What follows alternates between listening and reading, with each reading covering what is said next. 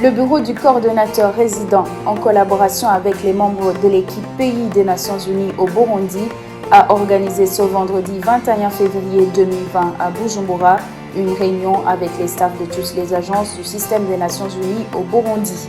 Ce Town Hall Meeting avait pour objectif d'échanger sur la mise en œuvre du cadre de coopération entre les Nations Unies et le Burundi et d'informer les staffs sur les deux principaux événements en cours au niveau de cette organisation, entre autres la campagne UN75 initiée dans le cadre du 75e anniversaire de l'ONU et la décennie d'action pour accélérer l'atteinte des ODD. Après avoir situé le cadre de la rencontre et présenté l'agenda, le coordonnateur résident Dr Gary Coney a pris le rôle de modérateur de la session, invitant à tour de rôle les groupes de travail à faire leur présentation. Le premier panel, constitué par les leads des groupes de résultats de l'UNDAF, a fait sa présentation sur la mise en œuvre de l'UNDAF. Le panel a expliqué l'efficacité dans la synergie d'action par les agences des Nations Unies à travers le programme conjoint.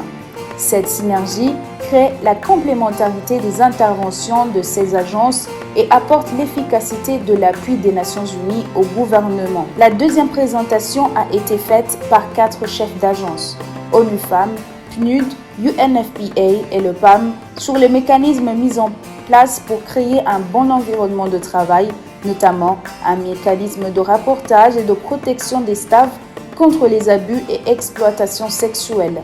Les panélistes ont également cité les cadres de rencontres organisés chaque mois dans un climat détendu comme le Coffee Time au PNUD et le Café convivial à l'UNFPA. La troisième présentation a été faite par le groupe Interagence de communication pour informer les staffs et les sensibiliser à participer à la campagne ONU à 75 ans et la décennie d'action pour accélérer l'atteinte des ODD.